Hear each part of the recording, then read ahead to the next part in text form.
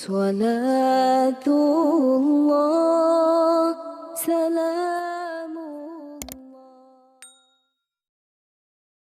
Bismillahirrahmanirrahim. Assalamualaikum warahmatullahi wabarakatuh. Alhamdulillah wassalatu wassalamu ala rasulillah wa ala alihi wa sahbihi wa mawalah wa la hawla wa la quwata illa billahi wa ba'du. Alhamdulillah, di pagi hari ini dengan izin Allah subhanahu wa ta'ala kita bisa melaksanakan salat subuh berjamaah. Kemudian kita bisa duduk untuk bertalabul ilmi. Tentu ini sebuah nikmat yang besar dari Allah subhanahu wa ta'ala. Kita masih bisa untuk melaksanakan kewajiban, kemudian juga bertalabul ilmi. Pembahasan di pagi hari ini kita akan membahas satu tafsir singkat dalam surat yang sangat menarik untuk kita kaji. Surat ini memiliki beberapa nama. Sebagian ulama menyebutnya Suratul Ma'un. Sebagiannya menyebut Suratul Din. Sebagiannya menyebut Suratul Yatim. Sebagiannya menyebut surah Ara'aita ataupun Ara'aita alladhi, dan sebagiannya menyebut Suratul Takdzib. Maknanya apa? Satu surat tetapi banyak nama. Ulama mengatakan bahwa kalau ada satu surat tetapi memiliki banyak nama, menunjukkan surat itu sangat agung sekali. Sama dengan kiamat itu memiliki banyak nama. Karena kiamat itu sangat dahsyat kejadiannya. Nah, Suratul Maun ini surat yang sangat dahsyat, yang sangat agung sekali, penuh dengan nilai-nilai iman. Baik ditinjau dari amalan hati, amalan lisan, ataupun amal perbuatan. Ma'asyiral muslimin yang dimuliakan Allah subhanahu wa ta'ala, surat ini terdiri dari 7 ayat dengan 25 kalimat dan 112 huruf. Dan kalau kita melihat tartib Al-Quran dalam Mushaf Uthmani, maka surat ini terletak pada tartib surat ke-107. Suratul Ma'un. Allah subhanahu wa ta'ala berfirman dalam Suratul Ma'un ini, Ara'aita alladhi yukadzibu biddin, fadzalika alladhi yadu'ul yatim, wa la yahuddu ala ta'amil miskin, fawailu lil musallin alladzina hum an salatihim sahun alladzina hum yura'un wa yamna'unal ma'un. Tidakkah engkau lihat orang yang mendustakan agama? Merekalah orang-orang yang menghardik anak yatim dan tidak menganjurkan untuk memberi makan fakir miskin. Celaka bagi orang-orang yang salat, yakni orang-orang yang mereka dalam salatnya lalai, dan juga orang-orang yang dalam salatnya mereka melakukan riya. dan mereka yamna'un, mencegah al-ma'un, untuk memberikan sesuatu dari perkakas-perkakas rumah. Baik. Dalam suratul Maun ini ada 6 sifat yang kalau terkumpul pada seseorang wajib masuk neraka. 6 sifat ini kalau terkumpul pada seseorang diwajibkan masuk neraka atau dipastikan masuk neraka.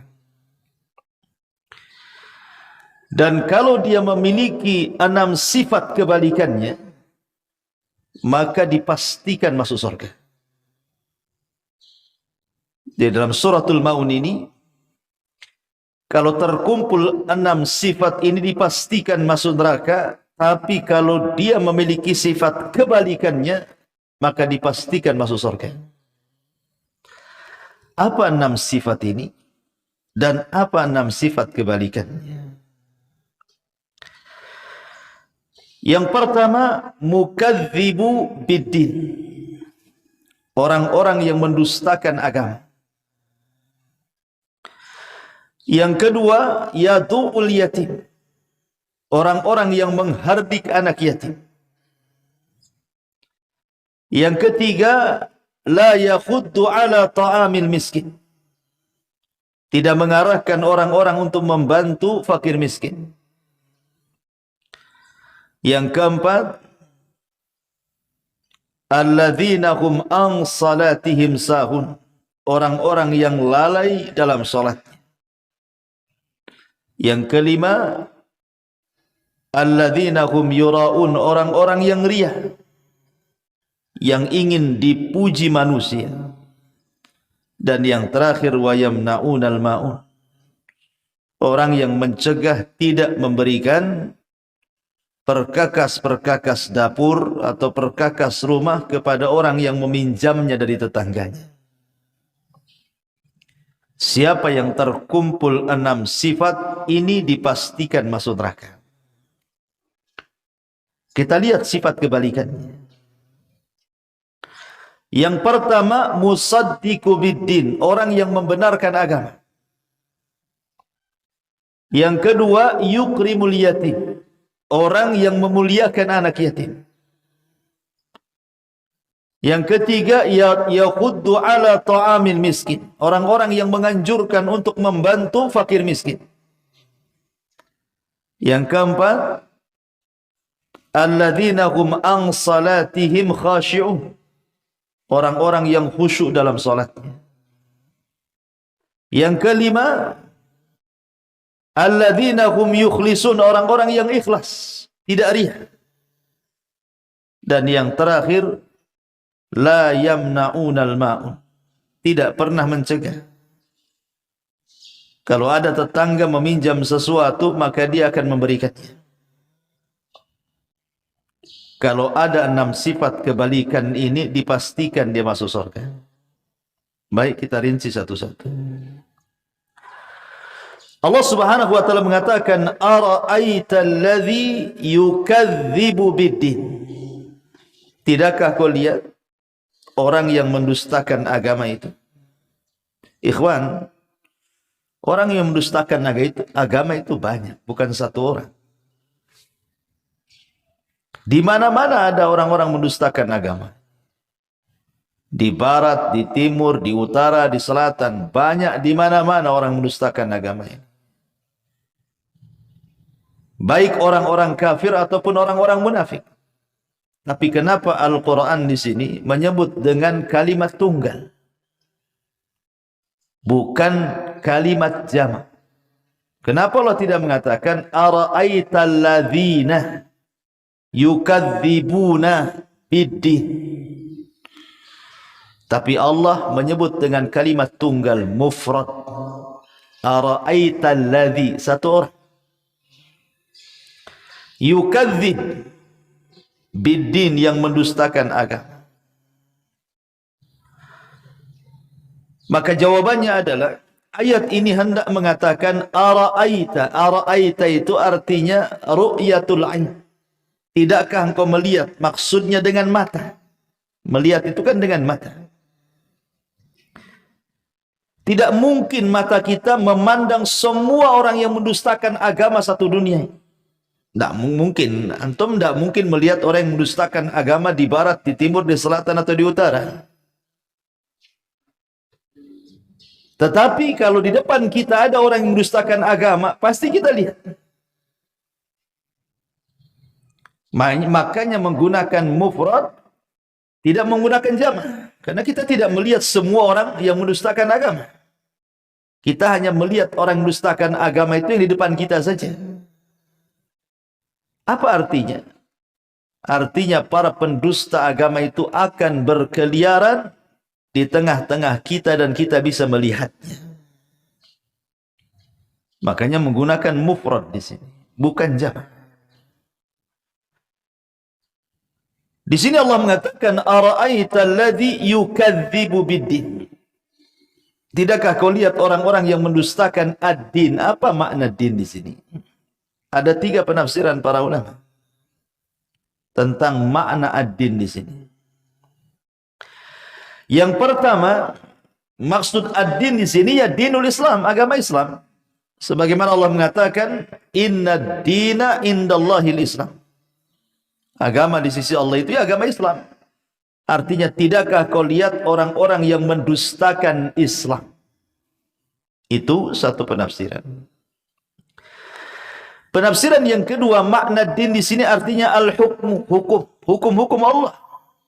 Sebagaimana Allah mengatakan, "Fama yukadzibuka ba'du biddin, alaysallahu bi ahkamil hakimin." Maka dalam ayat "Fama yukadzibuka ba'du biddin", din di sini dalam surah At-Tin ini maksudnya al-hukmu, hukum. Maknanya, tidakkah kau lihat orang-orang yang mendustakan hukum-hukum Allah? Ini penafsiran yang kedua. Penafsiran yang ketiga, maksudnya din di sini artinya al-jazah, balasan dari Allah setelah kematian. Bahwa di sana ada hari kebangkitan, di sana ada hisab, di sana ada timbangan, di sana ada macam-macam peristiwa setelah kematian, termasuk ada sorga dan neraka.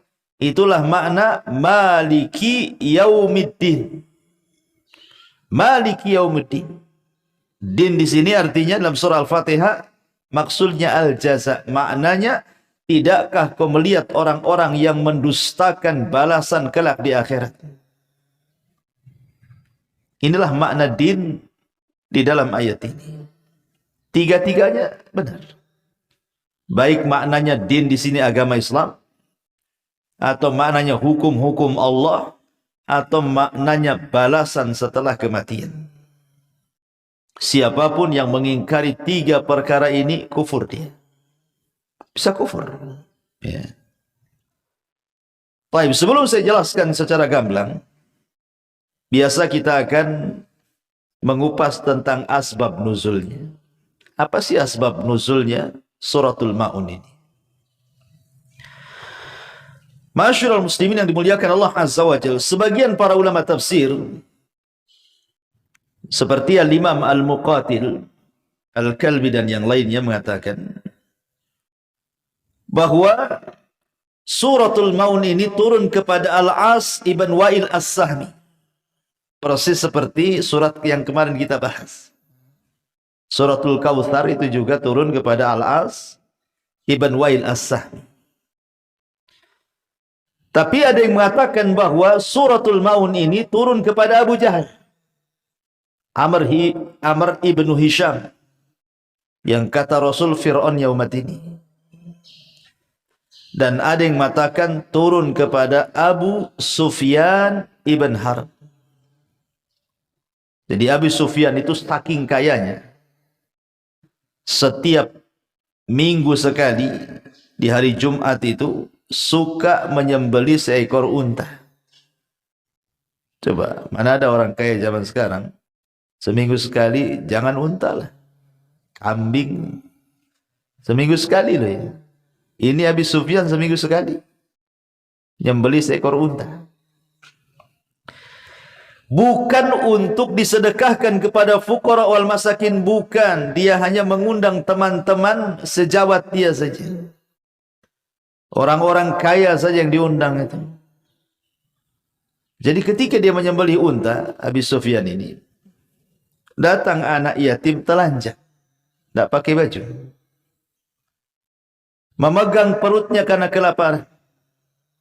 Kemudian mendatangi Abi Sufyan dan meminta sepotong daging unta yang disembelih Abi Sufyan itu. Hanya untuk sesuap makanan saja. Tapi Abi Sufyan marah, diambilnya tongkat. Kemudian didorongnya anak yatim itu sampai jatuh, kemudian menangis, kemudian lari ketakutan. Dari sini Allah turunkan, ara'aita alladhi yukadzibu biddin, fadzalika alladhi yad'ul yatim. Tidakkah kau lihat orang-orang yang mendustakan agama itu? Mereka orang-orang yang menghardik anak yatim. Ini asbab nuzulnya. Sekali lagi, ada yang mengatakan yang menyembelih unta itu Abu Jahal, ada yang mengatakan Al-As Ibn Wa'il As-Sahmi, ada yang mengatakan Abi Sufyan. Baik. Allah Subhanahu wa taala mengatakan, ara'aita alladhi yukadzibu biddin. Tidakkah kau lihat para pendusta agama itu?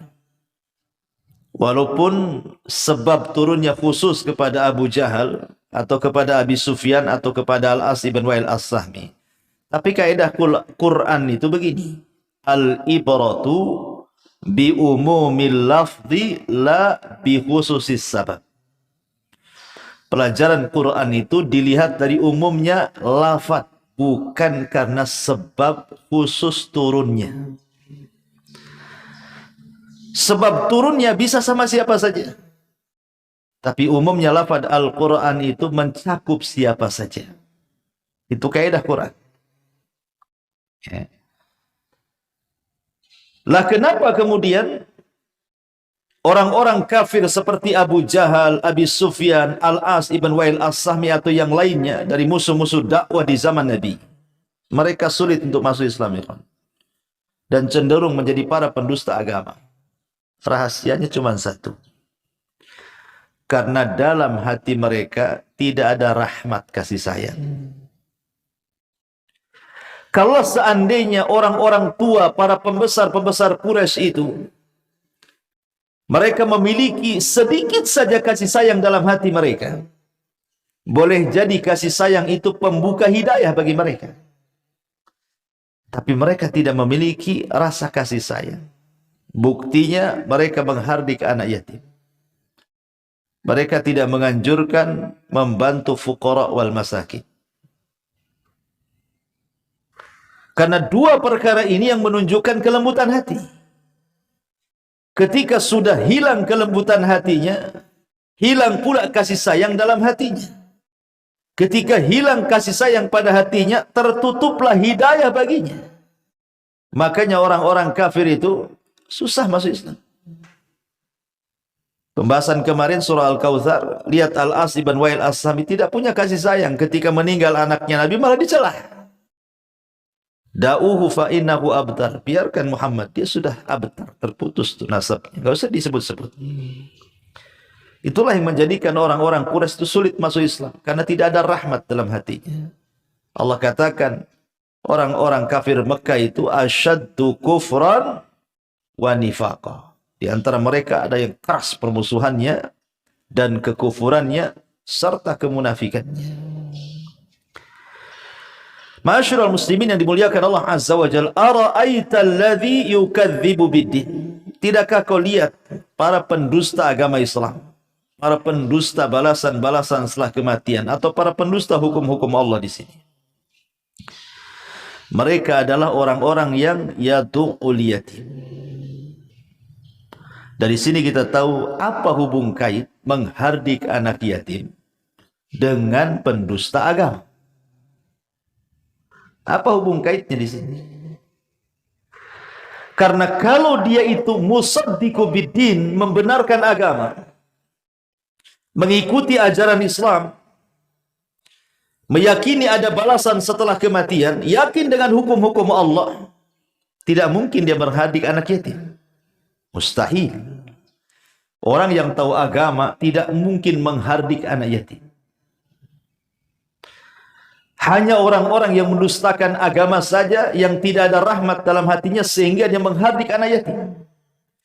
Kalau orang tahu agama, mustahil anak yatim dihardik.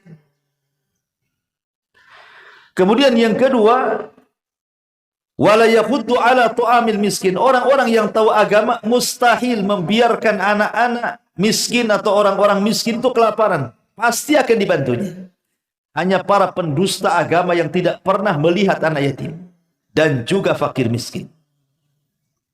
Itu hubung kait kenapa di sini poin kedua dan ketiga itu ada hubung kait dengan poin pertama.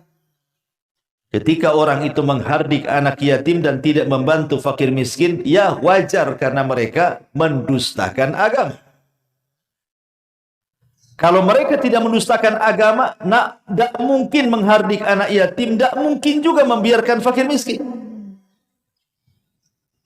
Kemudian setelahnya Allah mengatakan, fawailul lil musallin alladzina hum an salatihim sahun alladzina hum yura'un. Lalu apa kaitan orang yang salat lalai dengan orang yang salatnya ria? Hubung kaitnya dengan orang yang menghardik anak yatim dan orang yang tidak menganjurkan memberi makan fuqara wal masakin. Apa hubung kaitnya? Kok berpindah dari menghardik anak yatim, tidak memberi fakir miskin, hubung kaitnya dengan sholat? Apa hubungannya? Kata para ulama tafsir, karena apabila seseorang itu membenarkan agama, kemudian lembut hatinya, maka dia akan khusyuk sholat. Kalau orang punya kelembutan dalam hati, pasti dia akan khusyuk sholat. Dan dia tidak mungkin ria. Maksudnya begini ikhwan, kalau antum sayang dengan anak-anak yatim, maka itu yang menyebabkan kelembutan hati. Kata Rasul, kalau hatimu keras, usaplah kepala anak yatim itu, maka akan lembut hatimu. Kemudian kalau kita sayang dengan fuqara wal masakin, maka kita akan merasakan betapa sayangnya kita kepada mereka. Kasihan mereka. Timbullah rasa kasihan, kelembutan hati, rahmat muncul dalam hati kita. Ketika itu yang ada dalam hati kita, maka ketika Anda salat pasti khusyuk. Karena orang yang tidak khusyuk itu yang keras hati. Dan orang-orang yang ria itu karena hatinya tidak pernah ikhlas. Kenapa tidak ikhlas? Karena ada kelembutan dalam hatinya. Makanya kalau ingin salatnya khusyuk, salatnya ikhlas, sebelum salat itu kasih makan fuqara wal masakin, usap kepala anak yatim. Kemudian salat, saya pastikan salat Anda khusyuk. Kalau ingin salat khusyuk, kalau ada orang yang mengatakan, Ustaz, saya kok nggak pernah khusyuk salat saya. Cari anak yatim, usap kepala. Jangan diusap saja, nggak mau, kasih amplop juga. Ya, kasih duit baru mau dia. Dia diusap-usap nggak mau, lari lah dia. Kemudian cari anak orang-orang miskin, sedekahi mereka. Kalau kita sudah merasa lezat dengan perkara itu, pasti akan ke bawah ke sholat. Pasti itu. Karena Allah yang mengatakan di dalam surah Al-Maun ini. Kemudian dampaknya ke yang terakhir, wa yamna'unal ma'un. Kalau orang sudah mendustakan agama, tidak sayang dengan anak yatim, tidak sayang dengan fuqara wal masakin, salat pula sudah malas-malas, kemudian dia suka riya, dampaknya menjadi abkhalun nas, sebakhil-bakhil manusia. Pasti akan menjadi orang paling bakhil di dunia. Apa bakhilnya? Sampai dipinjam sendok, garpu aja enggak dikasih sama dia. Ada tetangga pinjam periuk gitu ya, pinjam panci, pinjam gas, apalah alat dapur tuh. Bilang nggak ada kepake semua. Padahal nggak ada yang dipakai itu kan. Bakhil, sebakhil-bakhilnya orang. Jadi sebakhil-bakhilnya orang itu kalau ada tetangga pinjam sesuatu itu nggak kasih, bakhil itu. Dan itu bermula dari awal tadi karena sudah mulai mendustakan agama, nggak yakin dengan agama. Nggak yakin bahwa kalau minjamkan sesuatu ada balasan di akhirat. Ya. Pasti ujung-ujungnya seperti ini. Baik, kita rinci satu persatu. Allah Subhanahu wa taala mengatakan para pendusta agama, tadi saya sudah jelaskan agama ini maksudnya 3 penafsiran, Islam, hukum, dan balasan. Karena Allah mengatakan alladzina yadu'ul yatim, orang-orang yang menghardik anak yatim. Siapa anak yatim ini? Anak yatim itu artinya man mata abu. Siapapun yang ditinggal mati ayahnya, sara yatiman, maka jadilah dia anak yatim. Jadi definisi yatim itu anak yang ditinggal mati bapaknya dan dia belum balik. Karena Rasul mengatakan la aitama ba'dal bulu, tidak dikatakan anak yatim kalau sudah balik. Artinya di sini yatim itu kalau ditinggal mati bapaknya. Kalau bapaknya masih hidup, ibunya yang meninggal, secara definisi bukan anak yatim. Karena bapaknya masih hidup. Secara kebutuhan anak-anak ini sebenarnya, kalau seandainya dihadapkan kepada 2 orang tua, ibu dan bapak, pasti kita katakan bahwa ibu sangat dihajatkan kepada anak dibandingkan bapak. Karena biasanya ibu lebih telaten mengurus anak dibandingkan ayah. Tetapi walaupun demikian, seorang ibu tidak bisa melindungi anaknya seperti melindungi ayah kepada anaknya. Seorang ibu nggak akan bisa melindungi anak. Yang bisa melindungi anak itu seorang ayah. Makanya ketika ayah meninggal, hilang perlindungannya, maka disebut anak yatim. Nggak punya perlindungan lagi. Karena rata-rata seorang anak berbangga bukan dengan ibunya. Dia terkadang sombong dengan bapaknya. Kamu nggak tahu bapak saya. Nggak ada yang bilang, kok nggak tahu ibu saya. Rata-rata bapak saya kan itu ya. Dia kan bangga dengan bapaknya. Karena yang harus dilindungi adalah ayahnya. Makanya umumnya ikhwan, kalau seandainya anak yatim ini ditinggal mati ayahnya, kemudian ibunya menikah lagi,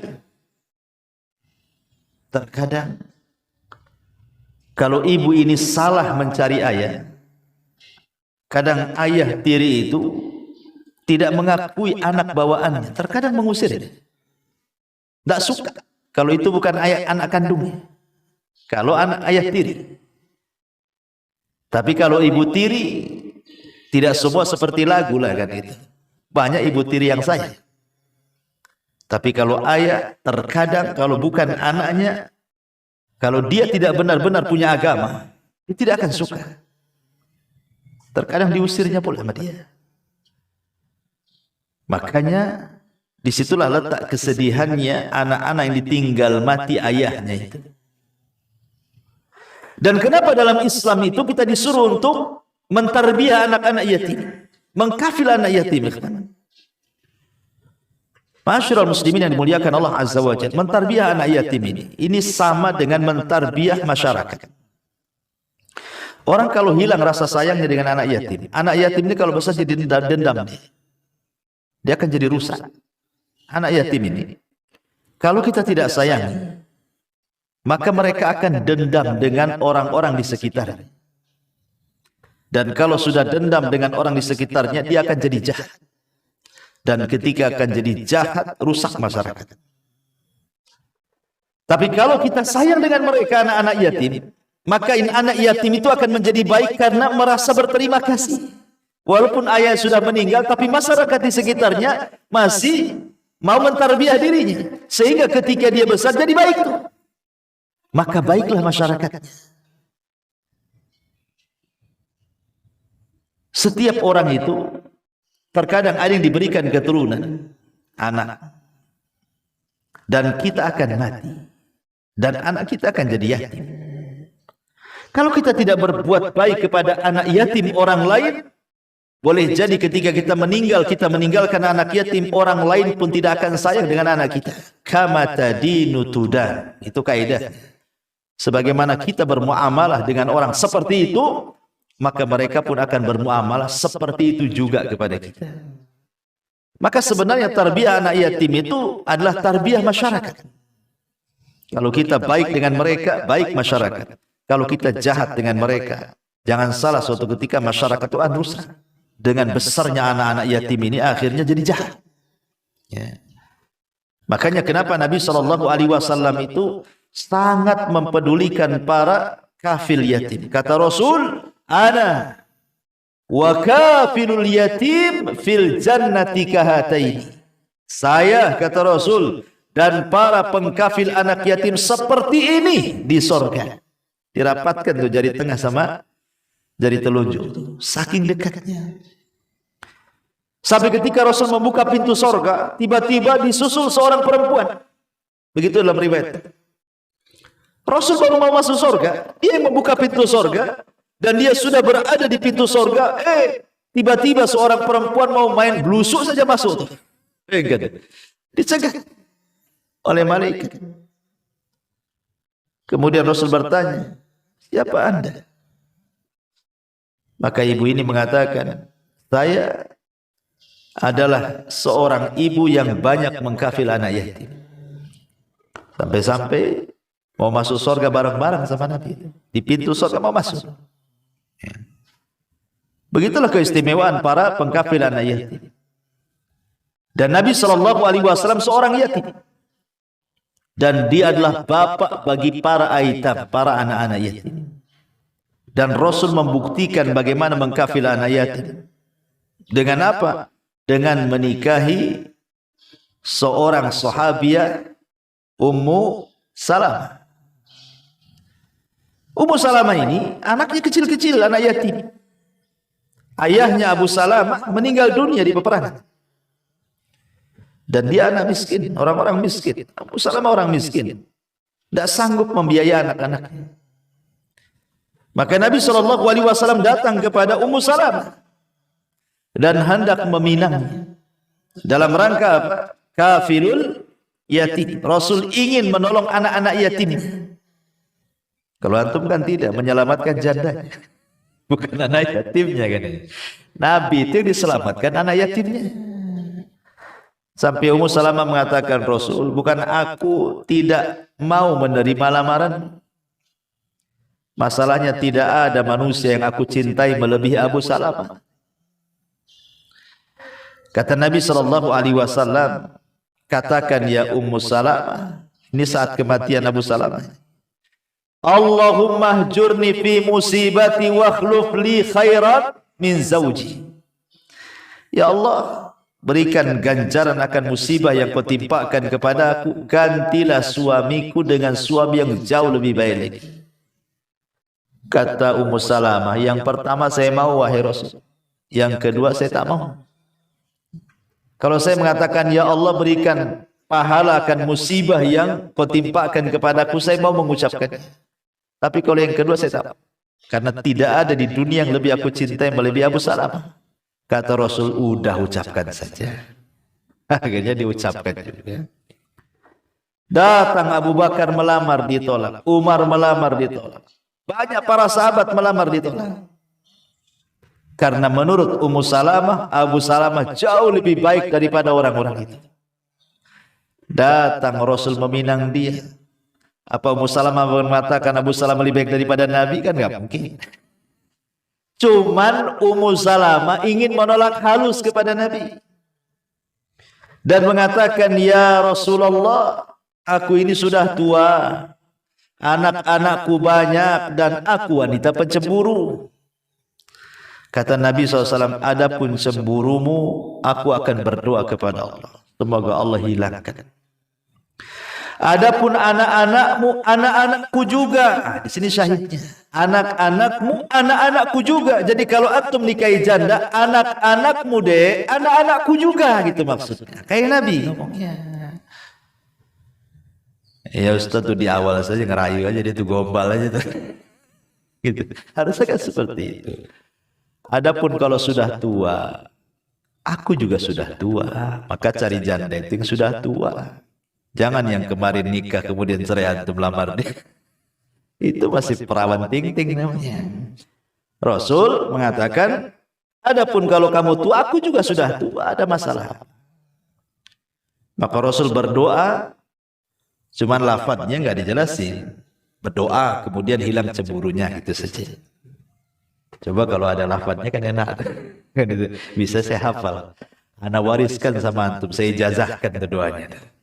Masalahnya nggak jelas doanya kan. Cuman Rasul berdoa hilang pula cemburunya. Masya Allah nih. Saya redaksi hadisnya sampai di sini. Coba kalau apa kan doanya Allahumma inni a'udzubika minal khubuthi wal khaba'its atau apa gitu ya.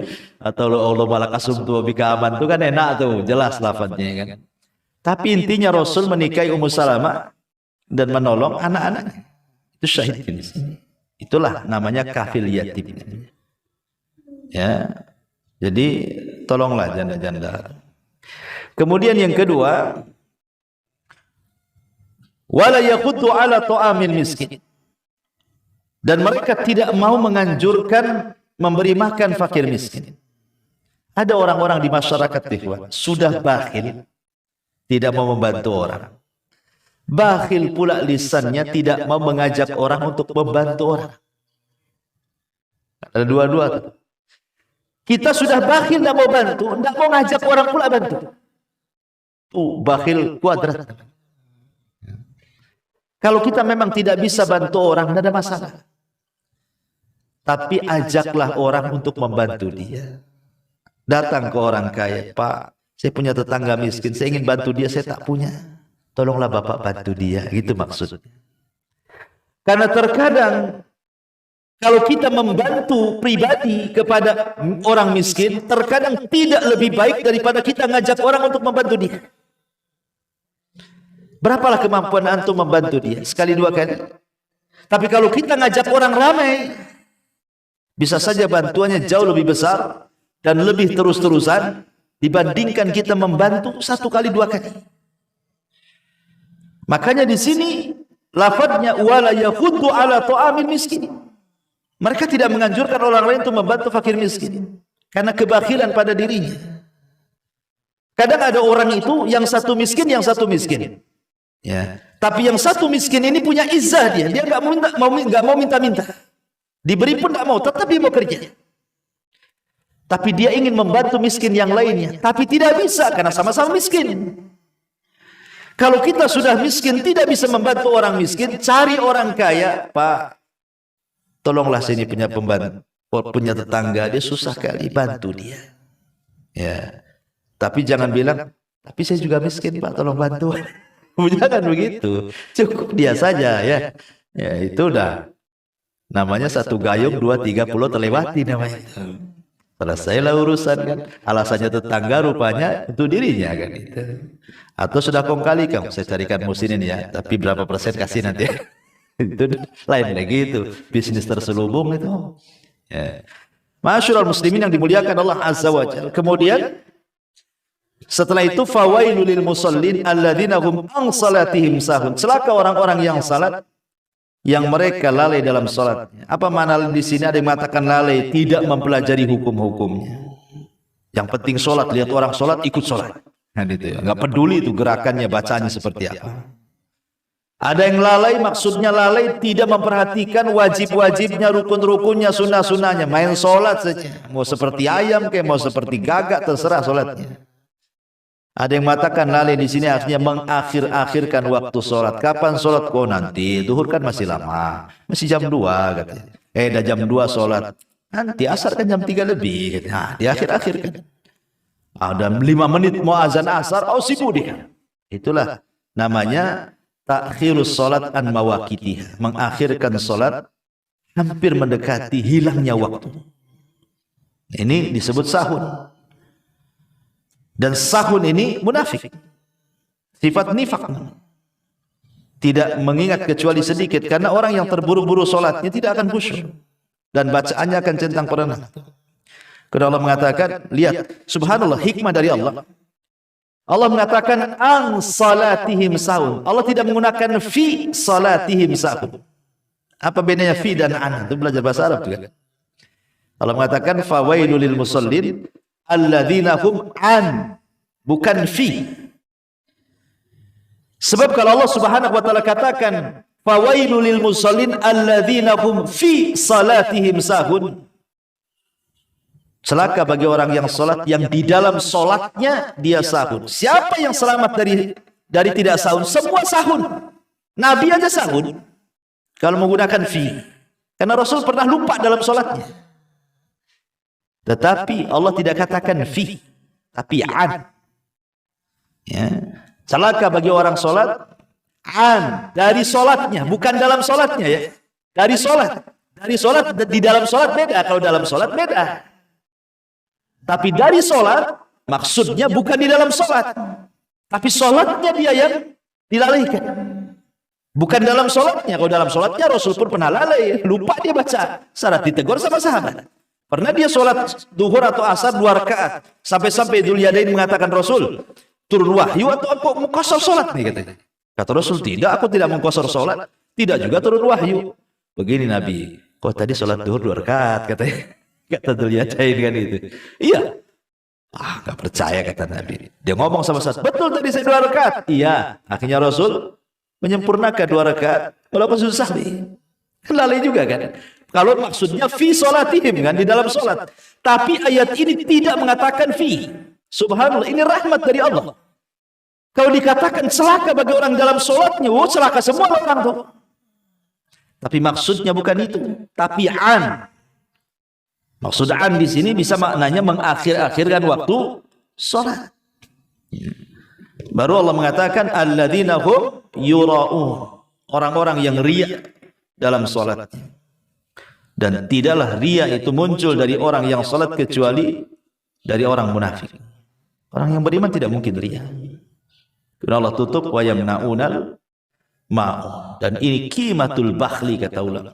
Sebakhil-bakhilnya orang bakhil adalah apabila ada tetangga mau mukmin mau kafir pinjam sesuatu dari barang-barang rumah kita, baik perkakas dapur atau minta air, ya kan, atau pinjam gas api gitu kan, ataupun mungkin di depan rumah banyak rumput itu, mau minta rumputnya, minta tanamannya apa, nggak dikasih sama dia.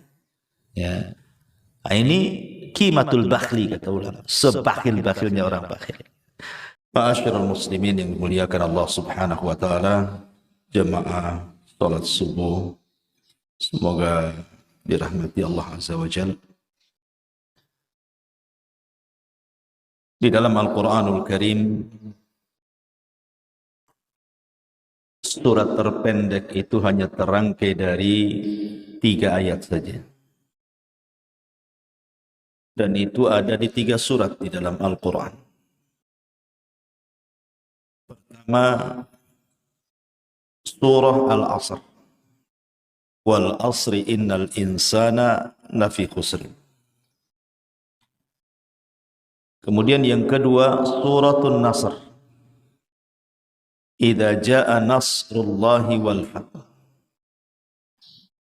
Kemudian yang terakhir suratul Kautsar. Inna a'tayna kal kautsar.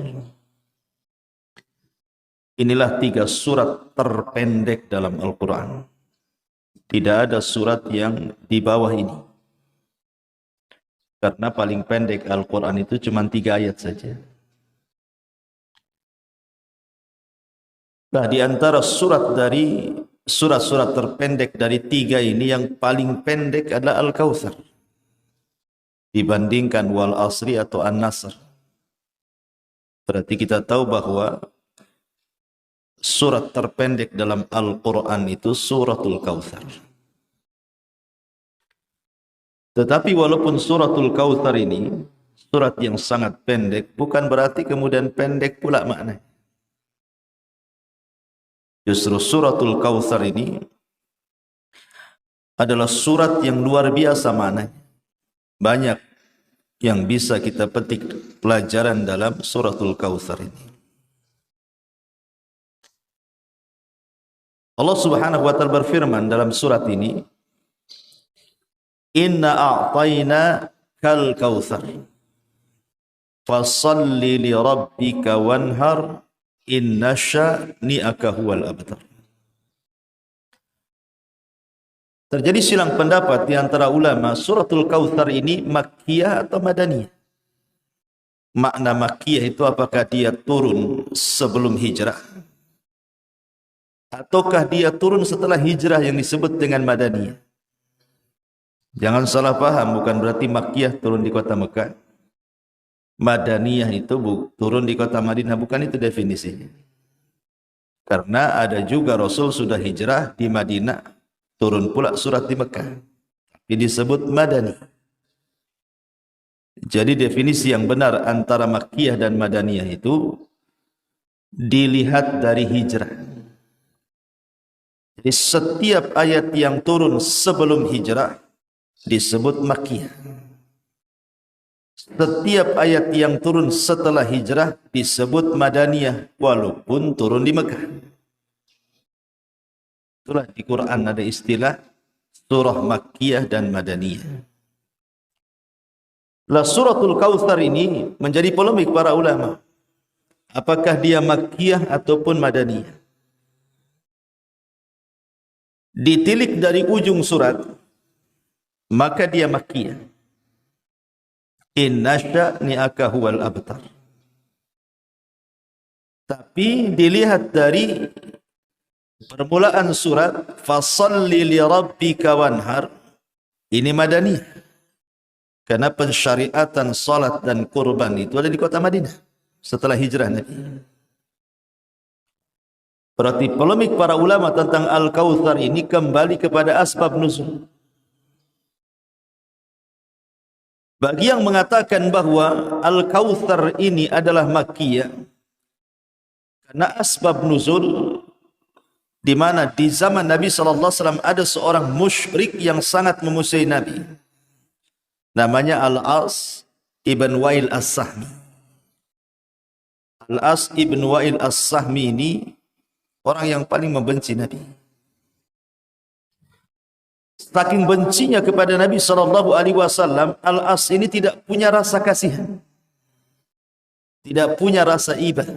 Dicabut rasa rahmatnya dari hati Al-As ini. Ketika salah satu putra Nabi SAW meninggal dunia, maka Al-As ibn Wa'il As-Sahmi mengatakan di hadapan orang-orang Quraisy dan mengatakan, da'uhu fa innahu abtar. Biarkan saja si Muhammad itu, tinggalkan saja si Muhammad itu. Tidak perlu digubris, tidak perlu dilayan, karena dia sudah abtar. Abtar itu artinya terputus nasabnya. Karena dengan meninggalnya anak laki-laki, namanya tidak akan disebut-sebut lagi. Kayak antum nih, punya satu anak laki-laki, satu anak perempuan. Kalau anak laki-laki antum menikah, kemudian punya anak, berarti kan cucu antum. Pasti binnya nyambung dengan antum. Umpamanya, saya Abu Humairah punya anak Humairah, menikah dengan laki-laki, saya enggak akan disebut. Kenapa? Karena nasab itu jalurnya dari laki-laki. Beda dengan perempuan, enggak akan nyambung tuh. Makanya kenapa anak laki-laki di zaman jahiliyah itu anak kebanggaan. Dan mereka kalau seandainya punya anak perempuan itu terkadang dikubur hidup-hidup tuh. Karena bencinya dengan anak perempuan. Sampai Allah Subhanahu wa taala firmankan, idza busyira ahadukum bil untha dhalla wajhuhu muswaddan wa huwa kadhib. Apabila dihabar gembirakan kepada mereka dengan kelahiran anak perempuan, marah tuh mereka. Terkadang di antara mereka itu ada yang sembunyi-sembunyi kemudian menguburkan anaknya hidup-hidup. Makanya Allah turunkan ayat, wal mau'udatu su'ilat bi ayyi dzambin qutilat. Dan bayi-bayi yang dibunuh dengan cara sadis di kubur hidup-hidup itu akan datang kepada Allah dan mengatakan, atas dosa apa kau bunuh aku? Makanya ketika orang-orang jahiliyah itu punya anak laki-laki, bangganya luar biasa. Sehingga ketika Nabi SAW punya anak laki-laki kemudian meninggal, Qasim meninggal, Abdullah meninggal, Ibrahim juga meninggal, kan gitu. Maka Al-As ibn Wail As-Sahmi dan mengatakan, da'uhu fa innahu abtar. Biarkan sajalah si Muhammad itu. Kalau sudah mati itu selesailah, dia tidak akan disebut lagi. Karena sudah tidak punya nasab. Dia tidak paham Al-As ibn Wail As-Sahmi bahwa Nabi itu bukan bapak bagi anak-anaknya, tapi Nabi itu bapak dari seluruh umat. Artinya tidak akan terputus, kan gitu ya. Makanya istri-istri Nabi disebut ummahatul mukminin, ibu-ibunya orang-orang yang beriman. Berarti Nabi bapak bagi orang-orang yang beriman. Maka Muhammadun aba ahadin min rijalikum walakin Rasulullah wa khatamun nabiyyin. Muhammad itu bukan bapak bagi anak-anaknya saja, tapi dia Rasul dan penutup para nabi. Maknanya bapak bagi seluruh umatnya. Makanya ketika kemudian Nabi SAW diejek oleh Al-As ibn Wail As-Sahmi, merasa sedih, merasa kecewa. Kok ada orang yang tidak punya iba, anaknya meninggal, bukannya takziah, malah mencelanya. Tetapi Allah Subhanahu wa taala hendak menghibur hati Nabi. Ketika hatinya disakiti dan terluka karena celaan orang-orang musyrik, maka Allah Subhanahu wa taala turunkan ayat, inna a'tayna kal kautsar fashalli li rabbika wanhar inna syani'aka huwal abtar. Terhiburlah hati Rasul dengan turunnya ayat ini. Dari asbab nuzul inilah maka sebagian para ulama mengatakan bahwa suratul Kautsar itu adalah Makkiyah, karena peristiwa Al-As ibn Wail As-Sahmi ini ketika periode Mekah sebelum hijrah Nabi SAW. Tapi bagi yang mengatakan bahwa suratul Kautsar Madaniyah ini dilihat dari pensyariatan salat dan kurban. Karena Allah mengatakan fasalli li rabbika wanhar. Salatlah untuk Rabbmu dan berkurbanlah. Sebagian ahli tafsir maksudnya salat Id, kemudian wanhar artinya kurban, berarti cerita Idul Adha. Selepas salat Id berkurban.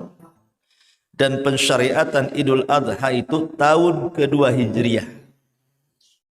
Setelah pensyariatan Idul Fitri dulu, Ramadan, Idul Fitri, kemudian masuk di bulan Dzul Hijjah, maka disyariatkan salat Idul Adha dan penyembelihan. Berarti ditilik dari fasalli li rabbika wanhar, berarti Al-Kautsar itu adalah Madani. Turun setelah hijrah Nabi SAW. Terlepas apakah dia Madani ataukah Makki, kita akan coba membahas isi kandungan daripada suratul Kautsar ini. Allah Subhanahu wa taala mengatakan, inna a'tayna kal kautsar. Inna, sesungguhnya kami. Dalam Quran itu Allah Subhanahu wa taala kalau mengkhitab dirinya menggunakan dua kata kerja.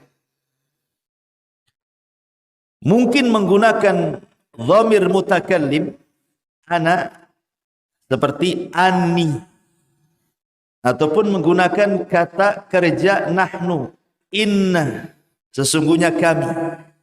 Terkadang Allah itu menggunakan sesungguhnya aku, anni, ataupun inna, sesungguhnya kami. Apa bedanya? Sebagian ulama tafsir mengatakan kalau Allah menggunakan kalimat anni, sesungguhnya diriku, maka Allah hendak menceritakan zatnya. Seperti Allah mengatakan anni Anallah, sesungguhnya saya adalah Allah. Jadi kalau Allah Subhanahu wa taala menggunakan kalimat dhamir mutakallim saya, berarti hendak menjelaskan zatnya. Tetapi kalau Allah Subhanahu wa taala menggunakan inna, sesungguhnya kami, dan nahnu dalam bahasa Arab itu yufidu ta'zim, maksudnya Allah hendak mentakzim, membesarkan dirinya, memuliakan dirinya. Maka kalimat setelah inna biasanya Allah sedang menjelaskan perbuatannya. Jadi kalau sesungguhnya aku biasanya cerita tentang zat. Kalau sesungguhnya kami itu biasa bercerita tentang perbuatan. Inna nahnu nazzalna dzikra wa inna lahu lahafizun. Kami yang menurunkan Al-Quran. Menurunkan Quran perbuatan. Inna anzalnahu fi lailatul qadar. Kami turunkan Al-Quran di malam Lailatul Qadar. Perbuatan. Termasuk di sini inna a'tainaka al-kautsar, perbuatan. Sesungguhnya kami berikan kepadamu ya Muhammad al-kautsar. Apa itu al-kautsar? Kautsar itu dalam bahasa Arab disebut jama' muntahal jumu' namanya. Kalau al-katsir disebut jama' taksir. Katsir itu sudah banyak artinya. Kalau saya katakan hadza syai'un katsir, ini sesuatu yang banyak, katsir itu sudah banyak. Tapi kalau dibuat jama' muntahal jumu, al-kautsar itu bukan banyak tapi banyak bahasanya. Jadi saking banyaknya itu sampai banyak itu bahasanya. Banyak sekali. Jadi di atasnya katsir lagi dia al-kautsar itu. Katsir banyak. Al-kautsar banyak sekali. Maknanya Allah Subhanahu wa taala telah memberikan kenikmatan kepadamu ya Muhammad dengan kenikmatan yang tidak terhitung dan tidak terhingga. Saking banyaknya. Baik di dunia ataupun di akhirat. Ibnu Abbas radhiyallahu anhu memberikan catatan. Apa sih makna Al-Kautsar di sini? Ada yang mengatakan bahwa Al-Kautsar di sini kata Ibnu Abbas radhiyallahu anhu artinya an-nubuwah. Jadi Allah Subhanahu wa taala memberikan nikmat yang banyak dalam bentuk kenabian. Rasul diangkat jadi nabi dan rasul.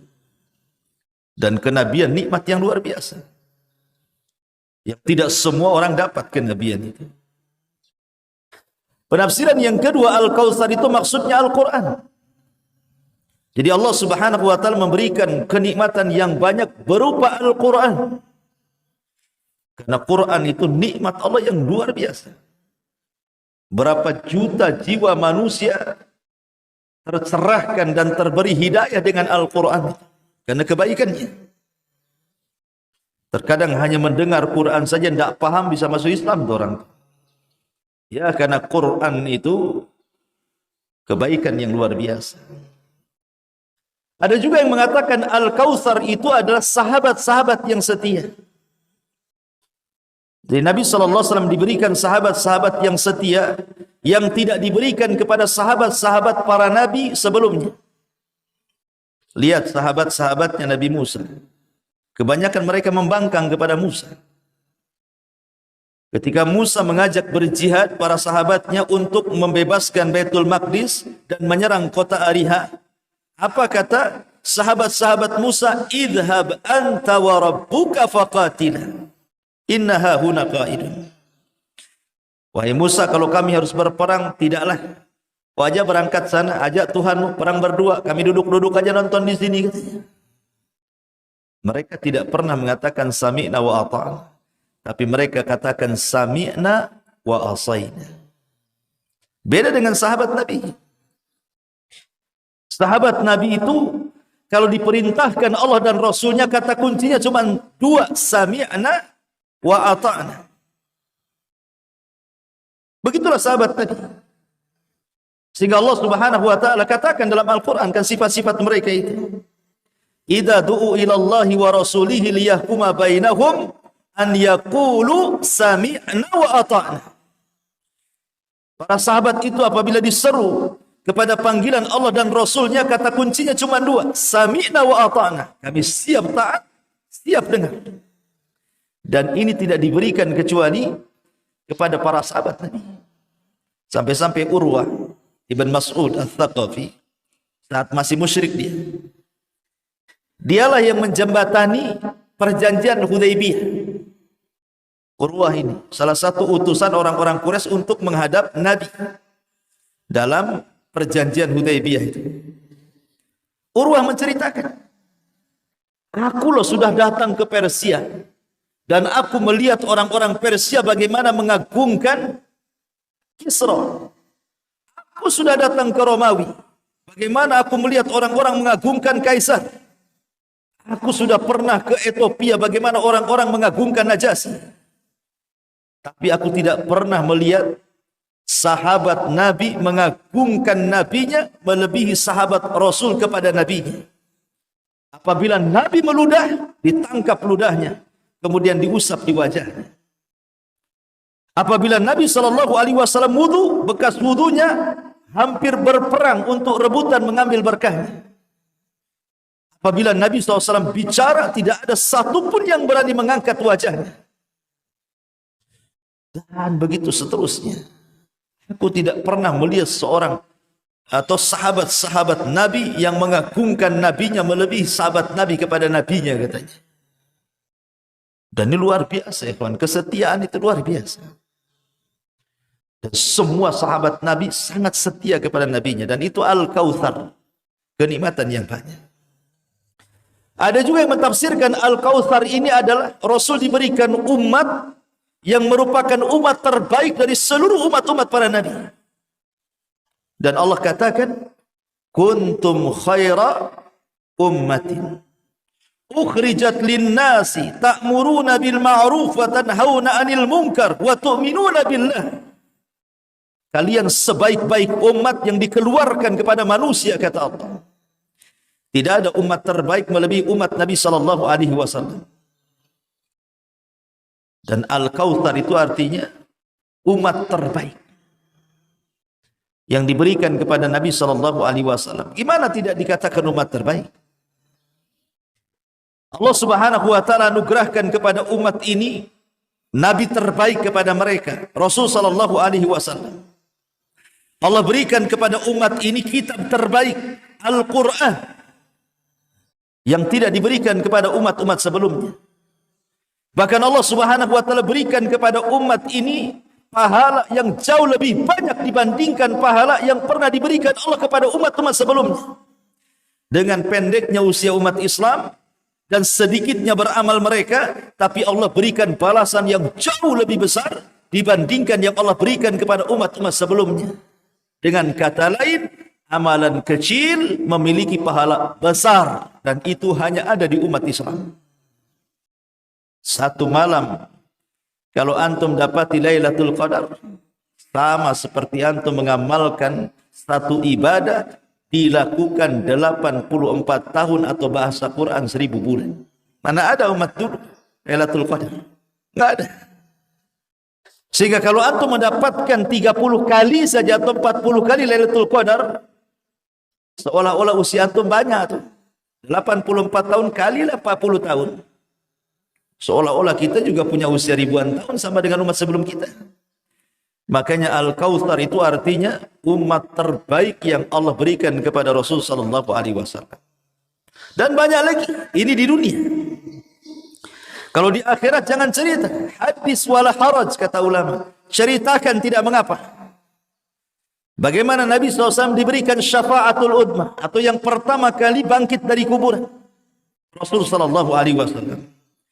Di tangannya syafaatul udma. Semua para nabi tidak sanggup memberikannya kecuali Nabi sallallahu alaihi wasallam.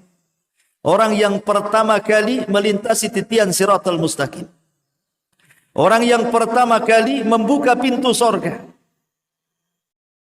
Orang yang diberikan telaga yang lebih besar dibandingkan telaga para nabi. Sehingga sebagian ahli tafsir yang mengatakan inna a'tayna kal kautsar. Al-Kautsar di sini adalah ismul haud, nama telaga di sorga yang diperuntukkan kepada Nabi sallallahu alaihi wasallam yang alirannya sampai di padang mahsyar, di mana setiap para nabi punya telaga. Dan Nabi SAW memiliki telaga terbesar dari seluruh telaga-telaga para nabi.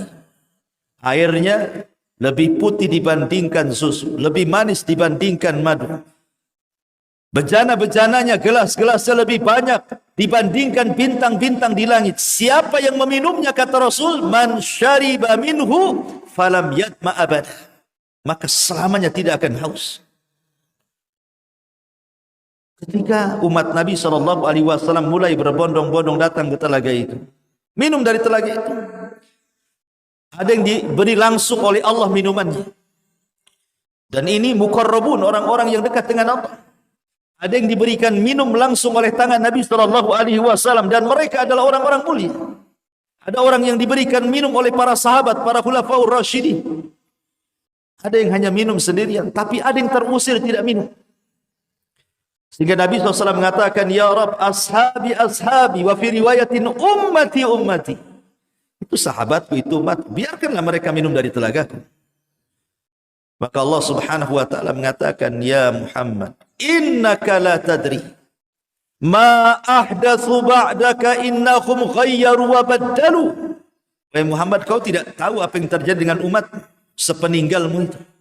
Mereka sudah merubah-rubah sunnahmu dan sudah mengganti-ganti petunjukmu. Biarkan mereka. Dari sini kata para ulama akidah, bahwa orang yang tidak akan meminum dari telaga Rasul, satu, pertama orang murtad, tidak akan minum dari telaga Nabi. Yang kedua munafik, tidak akan minum dari telaga Nabi. Yang ketiga ahlul bid'ah, orang-orang yang melakukan bid'ah tidak akan minum dari telaga Nabi. Yang keempat al-kabair, orang-orang yang gemar melakukan dosa besar, mereka tidak akan minum dari telaga Nabi. 4 kelompok tidak akan minum dari telaga Nabi: murtad, munafik, ahlul bidah, dan sahibul kabair. Ma'asyiral muslimin yang dimuliakan Allah Azza wa Jalla, inna a'tayna kal kautsar. Itulah al-kautsar. Fasalli li rabbika wanhar. Karena Allah Subhanahu wa taala sudah berikan nikmat yang begitu banyak kepada Muhammad, maka Allah tuntut bentuk syukur nikmat namanya. Antum kalau diberikan nikmat kan harus bersyukur. Maka Allah Subhanahu wa taala mengkhitab bagaimana cara bersyukurnya? Fasalli. Itulah syukur badan. Li rabbika wanhar. Itulah syukur harta. Karena tidak ada hal yang paling baik dalam syukur melebihi salat dan melebihi sedekah. Kalau salat syukur badan. Kalau sedekah syukur harta, baik dengan kurban atau yang lainnya. Karena di balik kurban kan ada sedekah, memberi makan fuqara wal masakin. Lah ketika orang-orang jahiliyah mereka salat bertepuk tangan bersiul-siul di Ka'bah, terkadang mereka berkurban untuk berhala-berhala mereka. Maka Allah Subhanahu wa taala perintahkan Rasul dan umatnya, salatlah untuk Rabbmu, bukan untuk berhala, dan berkurbanlah untuk Rabbmu, bukan untuk berhala. Lihat bahasa nahwu di sini.